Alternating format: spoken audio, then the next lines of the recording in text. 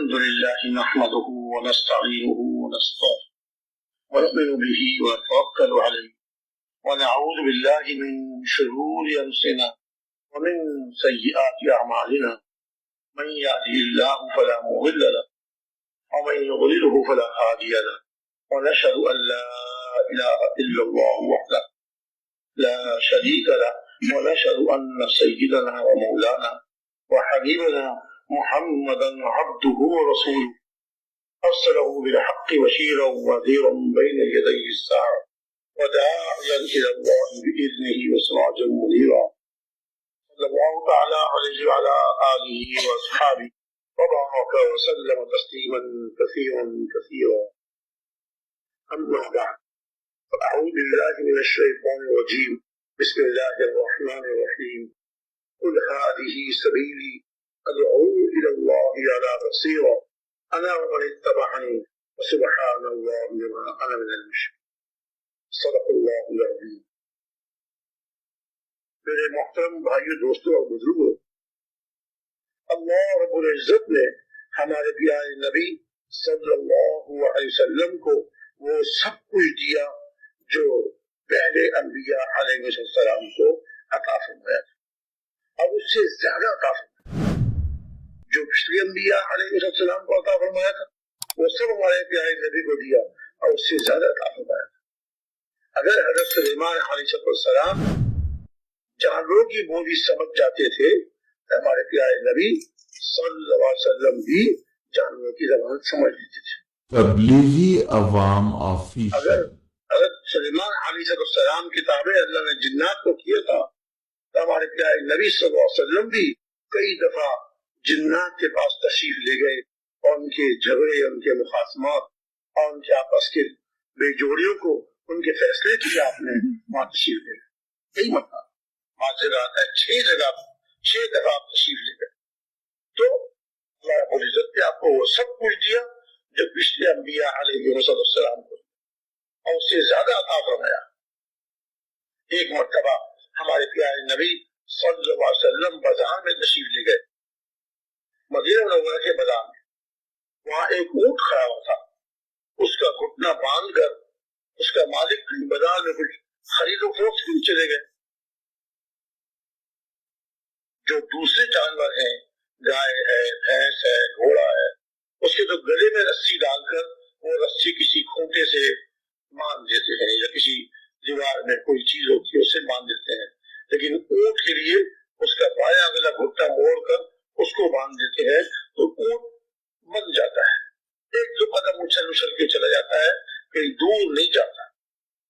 تو وہ اونٹ وہاں بازار میں کھڑا ہوا تھا، ہمارے پیارے نبی صلی اللہ علیہ وسلم اس کے پاس سے گزرے تو وہ اونٹ آپ کو دیکھ کر اپنی زبان میں کچھ بولا۔ ہمارے پیارے نبی صلی اللہ علیہ وسلم نے اعلان فرمایا کہ اس کا مالک کون ہے، اس اونٹ کا مالک کون ہے؟ ایک صحابی حاضر خدمت ہوئے کہ رسول اللہ یہ اونٹ میرا ہے۔ آپ نے ارشاد فرمایا کہ اس اونٹ نے مجھ سے شکایت کی ہے کہ میرا مالک مجھ سے کام زیادہ لیتا ہے اور کھانے کو تھوڑا دیتا ہے۔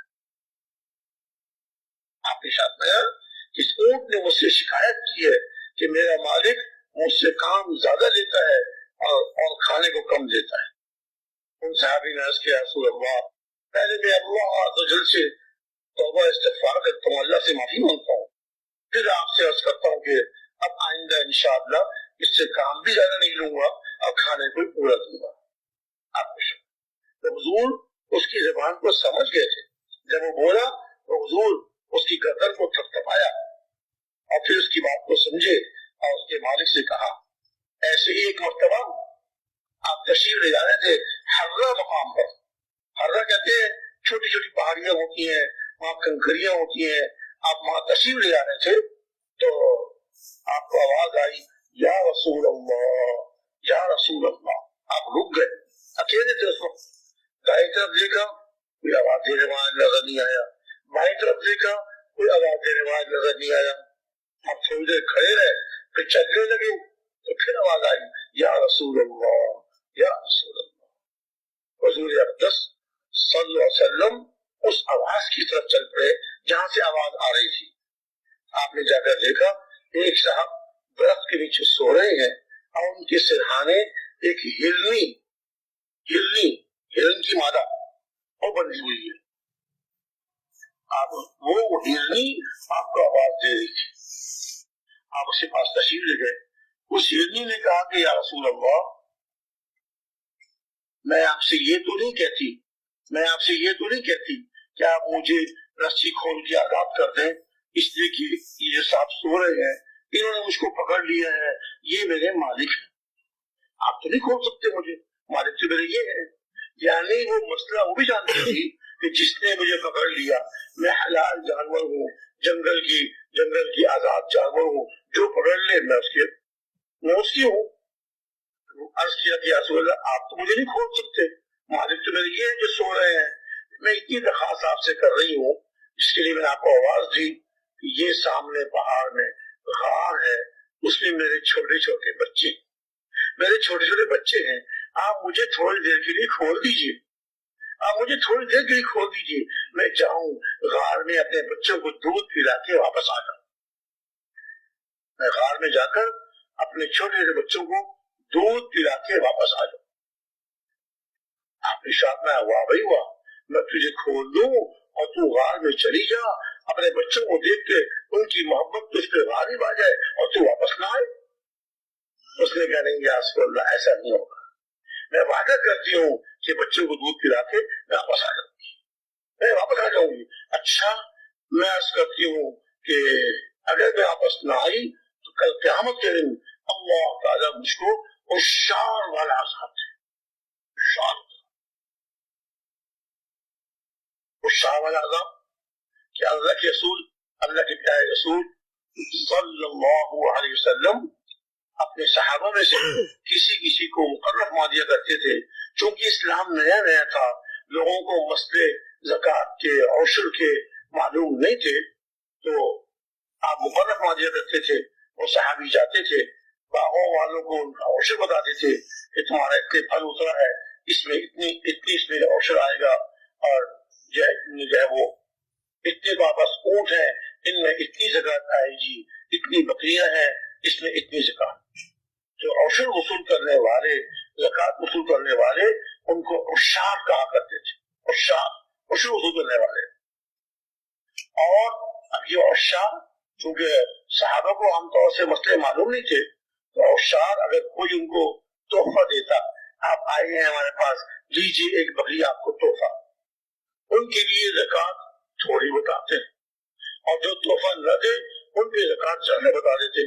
یہ خیانت تھی. صحابوں کو معلوم نہیں تھا کہ کیا صحیح بتا رہے ہیں، کم بتا رہے ہیں، زیادہ بتا رہے ہیں. جو تحفہ دے دے اس کو زکات کم بتائی، اور جس نے تحفہ نہیں دیا اس کو زکات زیادہ بتا دی. یہ خیانت تھی.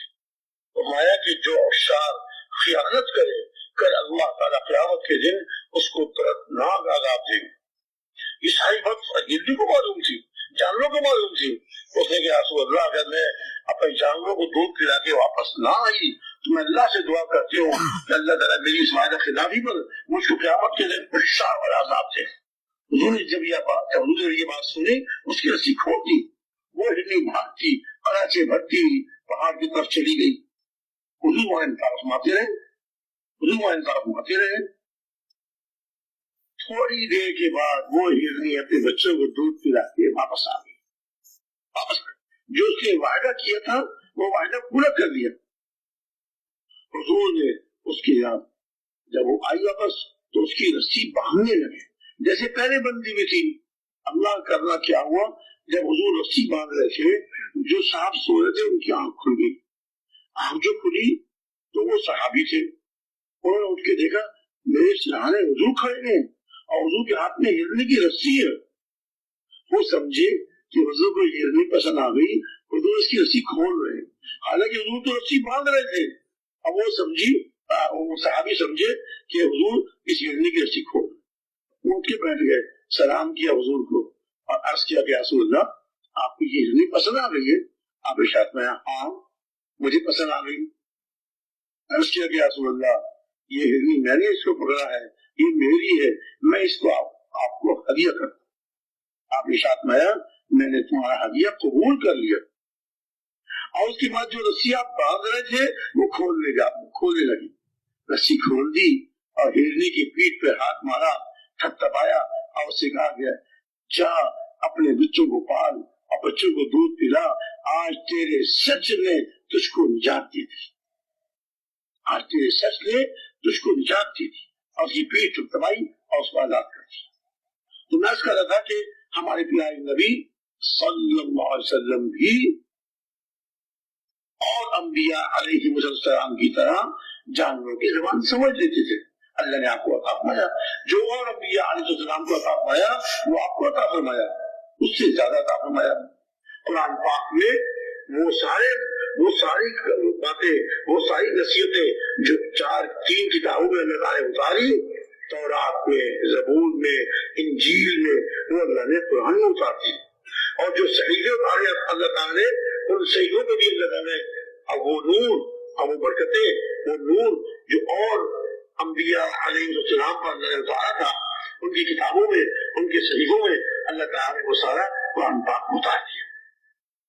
کسی نے کہا کہ بھائی پہلے اللہ تعالیٰ کتابیں اتارتے رہے، شریعت اتارتے رہے، اور حضور اکرم صلی اللہ علیہ وسلم کی تشریف آوری کے بعد اب نبوت بھی ختم ہو گئی، اب قرآن بھی کتابیں کوئی نہیں لگا۔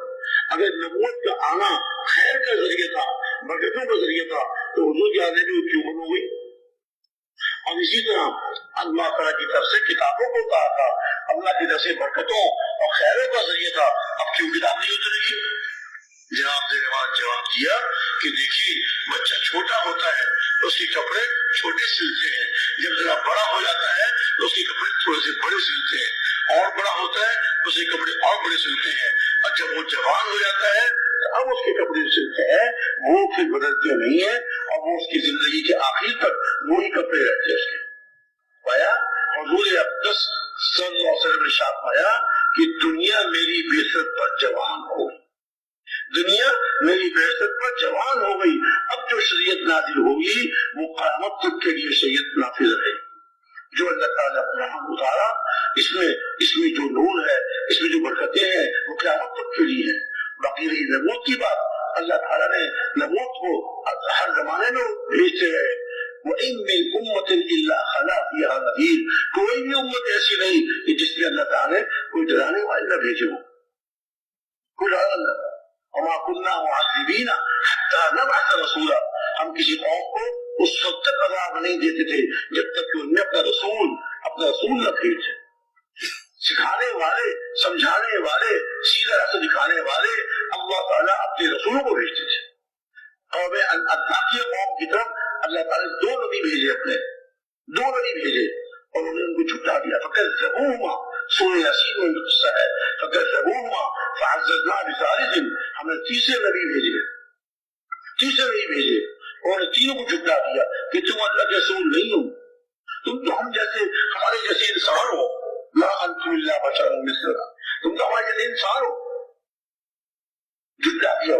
اللہ کے تین نبیوں کو اللہ تعالیٰ نے اپنے تین نبیوں کو ایک قوم کی طرف بھیجا، تو اللہ تعالیٰ نبیوں کو بھیجتے رہے، اور جیسے ایک نبی تشریف لاتے تھے، اس زمانے کے اعتبار سے، اس وقت کے اعتبار سے، اس قوم کے اعتبار سے جو اللہ کی ہدایات، جو اللہ کے احکامات وہ اپنی قوم کو بتایا کرتے تھے۔ چلتے چلتے اب یہ تین نبی آئے، ان تینوں کو چھٹلا دیا اس قوم نے۔ ایک آدمی جو ایمان والے تھے وہ شہر کے اس کنارے سے وجاء من اقصى المدينة رجل يسعى قال يا قوم اتبعوا المرسلين اتبعوا من لا يسألكم اجرا وهم مهتدون۔ اے میری قوم ان رسولوں کی بات کو مان لو، ان کی اتباع کر لو، ان کی بات مان لو۔ دیکھو تو صحیح، وہ تم سے اس کا کوئی بدلہ نہیں چاہتے، تم کو اچھی بات بتا رہے ہیں، تم کو سیدھا راستہ دکھا رہے ہیں، اور تم سے کوئی بدلہ نہیں چاہتے۔ سارے انبیاء علیہ السلام کا یہ دعوت تھی، ما اسألکم علیہ اجرا ان اجری الا علی رب العالمین، میں تم سے اس کا کوئی بدلہ نہیں چاہتا، میرا بدلہ تو اللہ رب العالمین دے گا۔ جو محنت میں کر رہا ہوں، جو قربانی دے رہا ہوں، جو تم کو دعوت دے رہا ہوں اللہ کی طرف دعوت دے کر اللہ کے احکامات کی طرف بلا رہا ہوں، اس پر تم سے کوئی بدلہ نہیں چاہتا۔ تو آنے والے ایمان والے مسلمان نے یہ کہا اپنی قوم سے، ان کی بات مان لو، ان کا اتباع کر لو، دیکھو تو صحیح یہ تم سے تو بدلہ بھی تو نہیں چاہتے، اور یہ ہدایت یافتہ ہیں، خود ہدایت یافتہ ہیں، سیدھے راستے میں چلنے والے ہیں، اور تم کو سیدھے راستہ دکھا رہے ہیں، ان کی بات مان۔ ان کی قوم نے بجائے اس کے کہ اپنے قوم کے اس حق کی بات کو مانتے، انہوں نے ان کو شہید کر دیا۔ لیکن یہ دعوت دینے والے تھے، داعی تھے، یہ دعوت دینے والے تھے، ان کو شہید کر دیا۔ اللہ نے ان کا اکرام فرمایا، مرنے کے بعد اللہ تعالیٰ نے شہادت کا مرتبہ عطا فرمایا اور ان کا اکرام فرمایا، اور اللہ تعالیٰ نے ان کو اپنے مقبول بندوں میں شمار فرما دیا۔ اب یہ وہاں جب اللہ نے ان کا اکرام فرمایا، اب یہ کہنے لگے وہاں بھی ان کے دل میں ہمدردی، جو داعی ہوتا ہے وہ اپنی قوم کے لیے اور جن کو دعوت دیتا ہے ان کے لیے دل میں ہمدردی ہوتی ہے، خیرخواہی ہوتی ہے۔ ہر نبی دل میں خیرخواہی لے کر، چاہے ان کی قوم ان کو برا بھلا کہے، چاہے ان کی قوم ان کو گالیاں دے اور نہ معلوم کیا کیا ان سے کہے، لیکن وہ سب کوئی برداشت کرتے تھے اور ان کے دل میں ہمدردی اور خیرخواہی کم نہیں ہوتی تھی۔ اب یہ بھی حالانکہ نبی نہیں تھے، قوم کے فرد تھے، شہید کر دیا قوم نے، تو وہاں جا کر کہنے لگے یا لیت قومی یعلمون بما غفر لی ربی وجعلنی من المکرمین، اے کاش میری قوم کو یہ بات پتہ چلی جاتی، میری قوم کو یہ بات پتہ چلی جاتی کہ اللہ تعالیٰ نے میری مغفرت فرما دی، اللہ تعالیٰ نے میری مغفرت فرما دی، مجھے بخش دیا اللہ تعالیٰ نے، اور مجھے اکرام والوں میں سے، معزز لوگوں میں سے اللہ نے مجھ کو بنا دیا۔ وہاں جا کر بھی اپنی قوم کی ہمدردی، میری بات میری قوم کو کون بچائے گا؟ اللہ رب العزت نے ان کی بات کو قرآن پاک میں اتارا، قیامت تک یہ پڑھا جائے گا ان کا واقعہ اور ان کی وہ تمنا قیامت تک بھی جائے گی۔ اللہ تعالیٰ کی آیات سورہ یاسین میں، جس کے بارے میں ہمارے پیارے نبی صلی اللہ علیہ وسلم نے ارشاد فرمایا کہ سورہ یاسین قرآن پاک کا دل ہے، ہر چیز کا دل ہوتا ہے، قرآن کا دل سورہ یاسین، اس میں اللہ نے ان کی واقعے کو بیان فرمایا۔ اور جو دعوت دینے والے اللہ کے مقبول، اللہ ان سے خوش، اللہ ان سے راضی۔ دیکھیے ہدہد ایک چھوٹا سا پرندہ، ہدہد وہ غائب ہو گیا، حضرت سلیمان علیہ السلام نے کہا ہدہد کہاں ہے؟ ہدہد سنا یہ کہ ہدہد جو ہے وہ زمین میں چوچ مار کے اللہ نے اس لیے قوت دی ہے، پہچان لیا کرتا تھا کہ زمین میں کتنی گہرائی میں پانی ہے، تو کو بتاتا تھا یہاں پانی قریب ہے، یہاں پانی دور ہے، تو اپنے لشکر کے لیے پانی کا انتظام فرمایا کرتے تھے۔ اب وہاں ایک جگہ پڑاؤ ڈالا اور حدود غائب ہے۔ حدود کہاں چلا گیا؟ باہر جانب چلا گیا، یہ تو کوئی مضبوط دلیل لے کر آئے ورنہ میں اس کو ذبح کر دوں گا۔ حدود آیا، اس نے کہا میں تو آپ کے پاس سے ایک ملکہ کی خبر لے کر آیا ہوں، ایک ملکہ ہے، وہ ایک ملک پر حکومت کرتی ہے اور وہ جو ہے اللہ کو نہیں جانتی، وہ سورج کی پوجا کرتی ہے۔ حضرت سلیمان صاحب نے اچھا، اب یہ ہدہد اس ملکہ اور اس قوم کی ہمدردی اور خیرخواہی میں حضرت سلیمان علیہ السلام کو دعوت دینے کے لیے تیار کر رہا تھا۔ اللہ تعالیٰ کو اتنا پسند، اس کی بات اتنی پسند آئی کہ اللہ تعالیٰ نے اس کے سارے واقعے کو قرآن پاک میں سورہ نمل میں بیان فرمایا۔ قوم کی ہمدردی، خیرخواہی اور ان کو دعوت دینا یہ اللہ کو بہت پسند۔ اب حضرت سلیمان علیہ السلام نے کہا اچھا میں تم کو ایک خط لکھ کے دیتا ہوں، تم اس خط کو لے جاؤ۔ پھر اس کو ادب سکھایا، خط لے کے جانا اور اس ملکہ کے پاس اس کمرے میں جا کے یہ خط اس کے پاس ڈال دینا اور تم ایک طرف ہو کے بیٹھ جانا، اس کے سر پہ سوار نہ ہونا، ایک طرف ہو کے بیٹھ جانا اور دیکھنا وہ کیا کرتی ہے۔ اب یہ حدود نے جا کے خط ملکہ کے پاس جا کے ڈال دیا، ملکہ کے پاس جا کے ڈال دیا اور خود روشن دان نے بیٹھ لیا اور دیکھنے لگا کہ ملکہ کیا کرتی ہے۔ ملکہ نے خط کھولا، خط کو پڑھا، اپنے وزیروں کو، مشیروں کو جمع کیا، ان کو بلایا کہ دیکھو میرے پاس ایک معزز خط آیا ہے، کتاب کریم، ایک معزز، ایک عزت والا خط میرے پاس آیا ہے، اور اس میں یہ لکھا ہوا ہے انہ من سلیمان وانہ بسم اللہ الرحمن الرحیم اللہ تعالی علیہ واتونی مسلمین۔ دعوت دی سلیمان علیہ السلام نے کہ تم جو ہے ہم پہ ہم پہ چڑھائی نہ کرو اور تم مسلمان بن کے ہمارے پاس آ جاؤ۔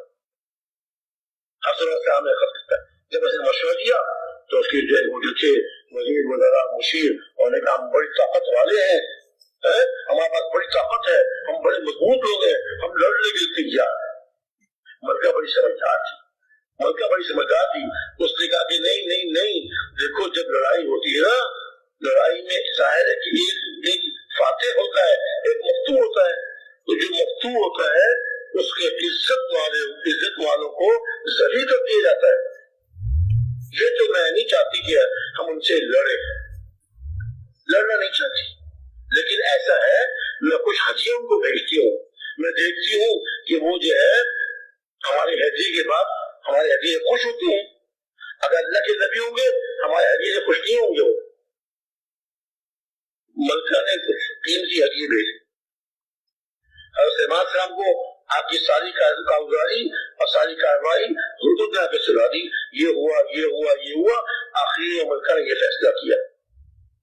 حضرت امام صاحب نے کہا اچھا کہ ہمارے پاس مال بھیج رہی ہے، ہمیں جو دیا تو بہت زیادہ ہے اس سے، چلو ایسا کرو سونے کی اینٹوں کی سڑک بناؤ، سونے کی اینٹوں کی سڑک بناؤ اور اس پر گھوڑے اور خچر کھڑے کر دو جو لیڈ کرتے رہے، جو پیشاب کرتے رہے۔ ان کے لوگ جب آئیں گے وہ دیکھیں گے ہم جو تھوڑا بہت سونا لائے تھے، تھوڑا بہت ہیرے جواہرات لائے تھے، یہ تو اللہ نے اتنا مال دیا ہے، اتنے خزانے دیے ہیں، انہوں نے تو سونے کی پوری سڑک بنا دی ہے، اور نہ صرف سڑک بنائی بلکہ اس پر تو گھوڑے خچر کھڑے کر دیے، وہ اس سے پیشاب کر رہے، اس مال کی سونے کی کوئی قیمت ہی نہیں ہے، وہ پیشاب کر رہے، لیڈ کر رہے۔ وہ تو گھبرا گئے، ہم تو آئے تھے، ہم بہت کچھ لے کے آ رہے ہیں، ہم تو کچھ بھی لے کے نہیں آ رہے ان کی بات۔ اب جب مطلب کو پتا چلا تو اس نے کہا کہ نہیں بھائی یہ اللہ کے نبی ہے، یہ دنیا کے بادشاہوں کی طرح ایک بادشاہ نہیں۔ تو مسلمان ہونے کے لیے اس سے ملکہ اپنے ملک سے چلے۔ اب حضرت السلام نے اپنا ایک معجزہ، اپنے خادم کا ایک کرامت اس ملکہ کو دکھانی چاہیے۔ آپ نے ارشاد پایا بھائی ملکہ آ رہی ہے اپنے لاؤ لشکر کے ساتھ، اس کا تخت کون لے کر آئے گا؟ وہ کہتے ہیں تخت کئی تالوں بند تھا، بند کر کے وہ آتی تھی، بہت قیمتی تخت تھا، ہیرے جواہرات اس میں لگے ہوئے تھے، کون سے تخت لے کر آئے گا؟ ایک جن نے کہا، بڑا طاقتور جن تھا، اس نے کہا آپ کی اس مجلس سے اٹھنے سے پہلے میں تخت حاصل کر دوں گا۔ اب میں نے یہ تو بہت دیر ہے۔ پھر ایک انسان اللہ کے ولی جن کو اسم اعظم آتا تھا، اللہ کا وہ نام، اللہ کا وہ عظیم نام جس کو آتا ہو، وہ جب وہ اسم اعظم اللہ کا لے کر دعا مانگتا ہے اللہ اس کی دعا قبول فرماتے ہیں۔ تو انہوں نے یہ عرض کیا کہ آپ کے پلک جھپکنے سے پہلے اس تخت یہاں حاضر ہو جائے گا، اور جو حالانکہ تاروں کے اندر تھا، لیکن اللہ کے تارے کی حیثیت، اللہ کے سامنے تالوں کی کیا حیثیت، اللہ کے سامنے کوٹھیوں کی کیا حیثیت جی۔ اور انہوں نے پلک جھپکنے سے پہلے وہ تخت وہاں آ گیا، تخت وہاں آ گیا۔ حضرت سلیمان علیہ السلام نے ارشاد فرمایا کہ اس میں کچھ تبدیلیاں کر دو، کچھ تبدیلیاں کر دو، جو یہ جگہ اس طرح لگے ان کو اس طرح لگا دو، جو سامنے لگے ان کو پیچھے کر دو، اس طرح کچھ تھوڑا سا ادل بدل کر دو۔ دیکھتے ہیں کہ وہ اپنے تخت کو بچاتی ہے کہ نہیں بچاتی۔ ملکہ بلقیس آئی، پہلے تو تخت دکھایا، کہ یہ تخت تو میرے تخت جیسا ہے، یعنی تبدیلیت میں کر دی تھی نا، کہ تخت تو ویسے ہی ہے جیسے میرا ہے، شاید وہی تخت ہے۔ پھر دوسرا اس کے دماغ پر، اس کے دل و دماغ پر ایک اثر ڈالنے کے لیے حضرت سلیمان علیہ السلام نے تالاب بنوایا، اس کے اوپر شیشے کا فرش کسی نے اس سے پہلے دیکھا نہیں تھا۔ حضرت سلیمان علیہ السلام تالاب کے اس طرف بیٹھ گئے۔ اب ملکہ بلقیس سے آنے لگی، دیکھتی کیا ہے تالاب ہے، اس میں گزرنا پڑے گا، پانی میں کپڑے دکھ جائیں گے میرے۔ اس نے اپنے کپڑے اوپر کیے، شلوار کے پائنچے اوپر کیے۔ حضرت سلیمان علیہ السلام نے ارشاد فرمایا کہ نہیں، پانی کے اوپر شیشے کا فرش ہے، اس کے بچتی آؤ، پانی میں نہیں پائے کپڑے بھیگیں گے۔ اب اس کے دل و دماغ میں آ گیا کہ اللہ کے نبی ہے اور بہت اونچے نبی اللہ کے، اور وہ آئے آخری کلمہ پڑھ کے مسلمان۔ یہ ساری میں نے آپ کو جو بات سنائی، سارا جو واقعہ سنایا کہ دیکھیے ایک چھوٹا سا پرندہ ہدہد وہ ذریعہ بنا اس ملکہ اور اس کی قوم کی ہدایت کا۔ اللہ کو اس کی بات اور اللہ تعالیٰ کو اس کی بات لے کر سورہ نمل نے اس واقعے کو بیان فرمایا. پھر چیونٹی، چھوٹی سی چیونٹی کتنا بڑا جانور ہوتی ہے، چھوٹا سا جانور ہے. ایک چیونٹی نے کہا اے کشتیوں، اے چیونٹیوں، اے چیونٹیوں، اپنے اپنے بلوں میں گھس جاؤ، اپنے اپنے بلوں میں گھس جاؤ. دیکھو حضرت سلیمان السلام کا لشکر آ رہا ہے، وہ تم کو کچل دیں گے اور ان کو پتہ بھی نہیں ہوگا. تم سب اپنے بلوں میں گھس جاؤ. ایک اپنی قوم کی ہمدردی کی اللہ کو اتنی پسند آئی، اللہ تعالیٰ کو اتنی پسند آئی، اللہ تعالیٰ نے اس کی بات کو سورت میں اتارا، اور سورت کا نام بھی سورہ نمل، چیونٹی والی سورت. اب میں کہہ رہا ہوں جو ساری انسانیت کی ہمدردی، خیر خواہی اور دعوت دیتا ہے اور ان کی ہدایت کی فکر کرتا ہے، اللہ رب العزت کو یہ لوگ بہت پسند آتے ہیں. اور اس امت کو اللہ تعالیٰ نے جو ساری امتوں کو فوقیت دی، وہ اس وجہ سے کہ اللہ تعالیٰ نے ہمارے پیارے نبی صلی اللہ علیہ وسلم کو آخری نبی بنایا، آپ پر نبوت کو ختم فرما دیا. تو وہ جو دوسرا سوال تھا سوال کرنے والے کا، اگر نبوت میں خیر اور برکت تھی تو اب کیوں بنو گئی نبوت؟ اس کا جواب یہ دیا کہ چونکہ پہلے نبوت محدود ہوتی تھی، ایک قوم کے لیے نبی تشریف لاتے تھے، ایک علاقے کے لیے تشریف لاتے تھے، ایک خاندان کے لیے. اب اللہ رب العزت نے اس خیر کو عام فرما دیا.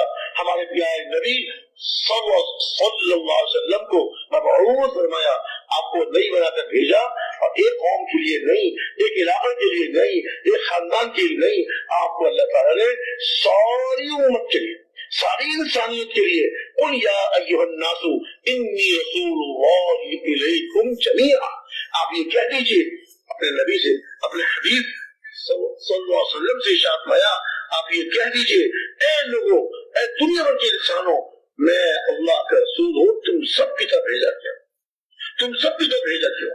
تو وہ نبوت جو پہلے ایک خاندان کے لیے محدود ہوتی تھی، ایک علاقے کے لیے محدود ہوتی تھی، اب اللہ تعالیٰ نے اس نبوت کو عام فرما دیا، ساری دنیا کے انسان. اب وہ نبی تشریف لائے، عالمی نبی، پورے عالم کی طرف کو بھیجا گیا. لیکن نبوت آپ کو وہ شریف ملی صرف 23 سال کی. نبوت کے داخل جانے کے بعد جو آپ کی عمر شریف تھی وہ 23 سال کی. 40 سال کی عمر میں آپ کو نبوت عطا فرمائی گئی، اور 63 سال کی عمر میں دنیا سے پردہ فرما لیا. 23 سال کی عمر عطا فرمائی گئی، اور ذمہ داری اتنی بڑی کہ پوری دنیا، اور جو اس وقت دنیا میں انسان تھے وہ بھی، اور جو بعد میں قیامت تک آنے والے ہیں وہ سارے آپ کی نبوت، سارے آپ کی امتی، ساری آپ کی امت. اللہ تعالیٰ نے آپ کی نبوت کو اتنا بڑا، اتنا وسیع فرما دیا، ساری امت آپ کی نبوت میں، اور ساری دنیا آپ کی نبوت میں. اللہ تعالیٰ نے اس کو اتنا عام فرمایا کہ آپ کی نیابت میں اللہ رب العزت نے آپ کی امت کو آپ کے ساتھ شریک کر. اب امت کا ہر فرد، ہر مسلمان جو لا الہ الا اللہ محمد رسول اللہ پڑھنے والا ہے، اس کی ذمہ داری ہے کہ وہ ساری انسانیت کی فکر کرے، خالی اپنے خاندان کی نہیں، اپنے قبیلے کی نہیں، اپنے علاقے کی نہیں، بلکہ ہر مسلمان ساری امت کی فکر کرے گا. ہر مسلمان ساری امت کی فکر کرے گا، اور ساری امت کی فکر کر کے ان کو دعوت دے گا. ایک کو بھی دعوت دے، دو کو بھی دعوت دے، اللہ کی بڑائی، اللہ کی عظمت، اللہ کی صفات کو، اللہ تعالیٰ سے ہونے کو، اللہ کے ارادے کے بغیر اللہ کے ہر غیر سے کچھ نہ ہونے کو، یہ خوب بیان کرے گا اپنے یقین کی، اپنے دل کے یقین کی اصلاح کی وجہ سے. دیکھیے نا، آج ہمارے دل میں کیا کیا یقین گھس گیا. ملک کا یقین، مال کا یقین، ملک سے ہوتا ہے، مال سے ہوتا ہے، بادشاہ سے ہوتا ہے، صدر سے ہوتا ہے، وزیر سے ہوتا ہے، حالانکہ ان سب سے اللہ کے ارادے کے بغیر کچھ نہیں ہوتا. کرنے والے کون ہیں؟ ایک اللہ ہے. اللہ کرنے والے ایک اللہ ہے. فعال لما یرید، جو اللہ چاہتے ہیں وہ کرتے ہیں. انما امره اذا اراد شيئا ان يقول له كن فيكون. اللہ تعالیٰ جس چیز کے وجود کا ارادہ فرماتے ہیں صرف 2 حرف کا حکم دیتے ہیں، کن. 2 حرف کا حکم، کاف اور نون، کن، وہ ہو جاتا ہے. آتا ہے روایات میں اللہ تعالیٰ نے زمین کے پیدا کرنے کا ارادہ فرمایا. پہلے صرف پانی تھا، زمین میں خشکی نہیں تھی. جب حکم ہوا کن، تو جہاں خانہ کعبہ ہے، آج خانہ کعبہ ہے، وہاں پانی میں ایک بلبلہ اٹھا پانی میں بلبلا اٹھا اور وہ بلبلا خشکی بن کے پھیلتا چلا گیا اور یہ ساری زمین بن گئی. اب اس کے نیچے بھی پانی, اس کے چاروں طرف پانی, زمین ہلنے لگی. کشتی کھڑی ہوتی ہے نا کسی دریا میں, کسی نہر میں, جی کسی ندی میں ہل رہی ہوتی, ہلتی رہتی, جو پانی ہلتا رہتا ہے, پانی ہلتا رہتا ہے, کشتی بھی ہلتی رہتی ہے. تو کشتی کو رسے سے باندھ کے, مضبوط باندھ کے کھڑا کرتے پانی میں. تو جب زمین ہلنے لگی, اللہ رب العزت نے دوسرا حکم پہاڑوں کے پیدا کرنے کا حکم ہے, کن. اللہ کے حکم کن سے سارے پہاڑ بن گئے, اور ان پہاڑوں کو اس زمین پر کیل اور میخ کی طرح اللہ نے ٹھوک دیا. اللہ سے ہوتا ہے, جو اللہ چاہتے ہیں وہ ہوتا ہے, اور جو اللہ نہیں چاہتے وہ نہیں ہوتا. اللہ کے ارادے کا نام وجود ہے. ایسے ہی جب اللہ تعالیٰ نے ان بڑے بڑے آسمانوں کو پیدا کرنے کا ارادہ فرمایا, ان کو حکم ہوا کن, آسمان بن گئے. جیسے زمین اللہ کے دو حرفی حکم کن سے بن گئی, اور جیسے پہاڑ یہ اونچے اونچے اور بڑے بڑے پہاڑ, مضبوط پہاڑ اللہ کے دو حرفی حکم کن سے بن گئے, ایسے یہ بڑے بڑے آسمان بغیر ستون کے, بغیر کسی سہارے کے, بغیر کسی دیوار کے, اللہ رب العزت کے حکم سے یہ آسمان بن بھی گئے اور کھڑے ہوئے ہیں اللہ کے حکم سے. جب تک اللہ چاہیں گے یہ آسمان کھڑے ہوئے ہیں, اور جب اللہ چاہیں گے قیامت کا دن آئے گا, حضرت اسرافیل علیہ السلام کو سور پھونکنے کا حکم ہوگا, وہ سور پھونکیں گے, یہ آسمان ٹوٹ ٹوٹ کے ٹکڑے ٹکڑے ہو کے زمین پہ گر جائے.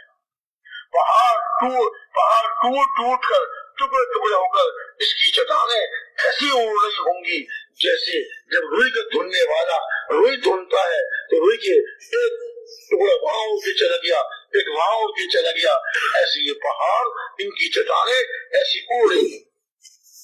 وَتَكُونُ الْجِبَالُ كَالْعِهْنِ الْمَنْفُوشِ, پہاڑوں کو اللہ توڑ دے, پہاڑوں کو توڑ دیں گے, اور یہ بڑے بڑے گہرے گہرے سمندر اس میں آگ لگا دی جائے. جو سمندر جو اس کا پانی آگ کو بجھانے کام آتا ہے, کل قیامت کے دن اللہ تعالیٰ اسی سمندر کے پانی میں آگ لگا. وَإِذَا الْبِحَارُ سُجِّرَتْ وَإِذَا الْبِحَارُ فُجِّرَتْ, سمندروں کو پھاڑ دیا جائے گا اور سمندروں میں آگ لگا دی جائے گی.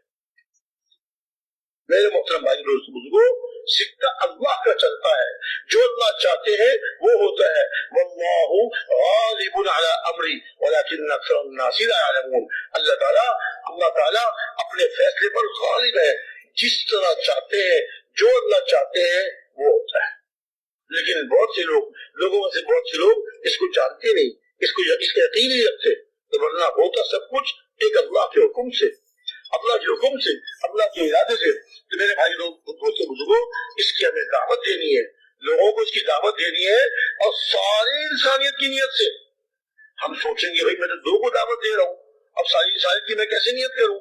نہیں نہیں نہیں, ہم جب دعوت دیں گے اللہ کی بڑائی, اللہ کی عظمت, اللہ کی صفات کو ہم بیان کریں گے, اور اللہ تعالیٰ سے ہونے کو, اور اللہ کے غیر سے, اللہ کے ارادے کے بغیر کچھ نہ ہونے کو بیان کریں گے. ہم نیت کریں گے ساری انسانیت کی, ساری امت کی, ساری انسانیت کی, بلکہ قیامت تک آنے والے سارے انسانوں کی ہدایت کی نیت کریں گے. اللہ رب العزت ہماری نیت کو قبول فرمائیں گے, ہماری دعوت کو قبول فرمائیں گے, اور اللہ تعالیٰ ساری انسانیت کی ہدایت کا فیصلہ فرمائیں گے. حضرت ابراہیم علیہ السلام کو اللہ نے حکم دیا, حضرت ابراہیم علیہ السلام کو اللہ نے حکم دیا خانہ کعبہ اللہ کا گھر بنائیں. حضرت ابراہیم علیہ السلام, ان کے صاحبزادے حضرت اسماعیل علیہ السلام, دونوں کو حکم ہوا. اب دونوں والد صاحب اور ان کے صاحبزادے دونوں لگے نبی, دونوں کو حکم ہوا, اب دونوں اللہ کا گھر بنایا. خانہ کعبہ کی تعمیر مکمل ہو گئی. جب خانہ کعبہ کی تعمیر مکمل ہو گئی, بیت اللہ بن گیا, اب اللہ رب العزت نے حضرت ابراہیم السلام کو حکم دیا وَأَذِّن لِلنَّاسِ بِالْحَجِّ يَأْتُوكَ رِجَالًا وَعَلَى كُلِّ ضَامِرٍ يَأْتِينَ مِنْ كُلِّ فَجٍّ عَمِيقٍ. حکم دیا آپ اذان دیجیے, اذان دیجیے, اعلان کیجیے, لوگوں کو میرے گھر کی طرف بلائیے. عرض کیا کہ اللہ میں تو بہت کمزور, میری آواز بھی تھوڑی, میری آواز کہاں تک پہنچے گی؟ ارشاد مایا اذان دینا ہمارے حکم پر, ہمارے حکم سے اعلان کرنا آپ کا کام ہے, آواز کو پہنچانا ہمارا کام ہے. چنانچہ حضرت ابراہیم علیہ السلام نے جب لوگوں کو انسانوں کو اللہ کے گھر کی طرف بلایا کہ آؤ اللہ کے گھر کی طرف آؤ، اللہ کے گھر کی طرف حج کرو، اللہ کے گھر کی زیارت کرو، جب اعلان فرمایا اللہ تعالیٰ نے ان کی اذان کو، ان کی آواز کو اللہ تعالیٰ نے ساری دنیا بچا دیا. ساری دنیا کے بسنے والے انسانوں نے اس آواز کو سنا اور اس پر لبیک کہا.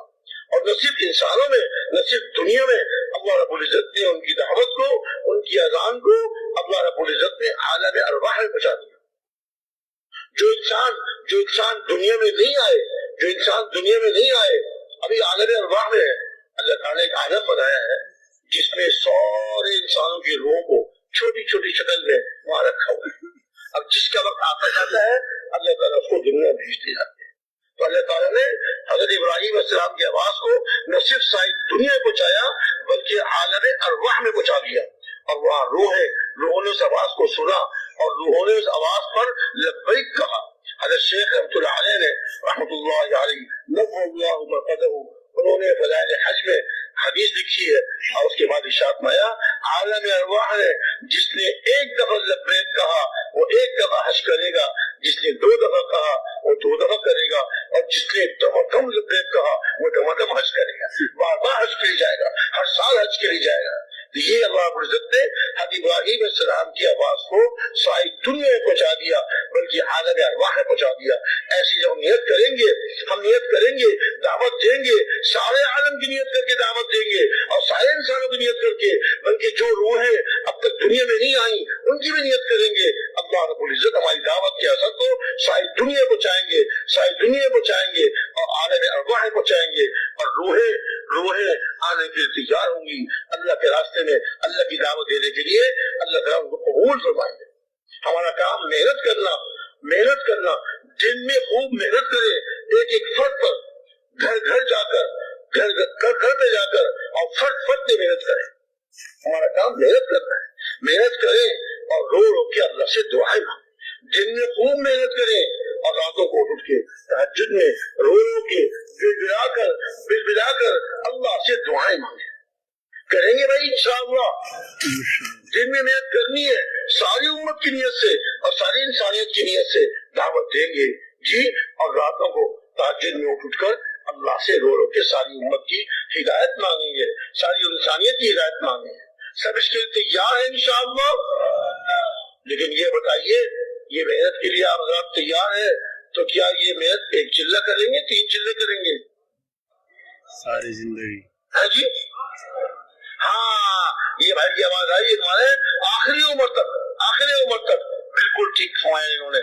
ہم اس محنت کو کریں گے ساری زندگی، موت تک. کب تک بھائی؟ موت تک. جیسے ہمارے بڑے حضرت مولانا محمد مصطفیٰ پالنپوری رحمۃ اللہ علیہ فرمایا کرتے تھے کرتے کرتے مرنا ہے اور مرتے مرتے کرنا ہے.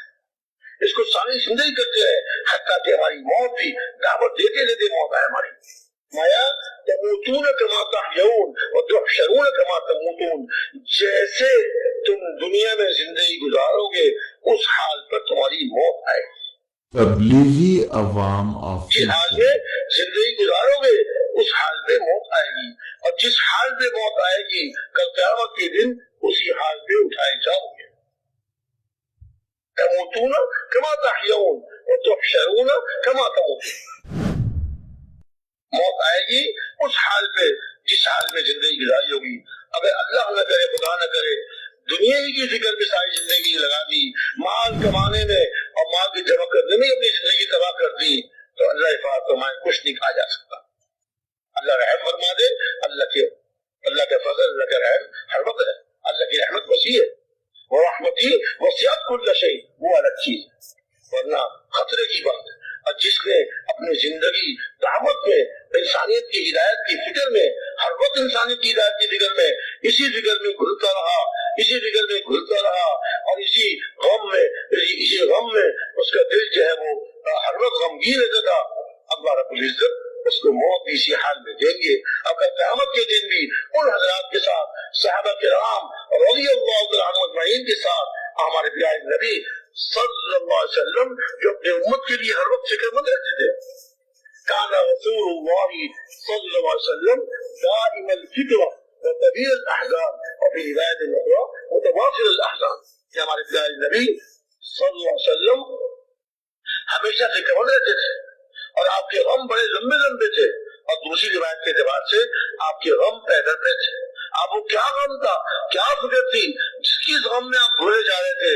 وہ امت، وہ غم صرف اور صرف اپنی امت کا تھا کہ میری امت کا کوئی فرد بھی دوزخ میں نہ جائے. میری امت کا ہر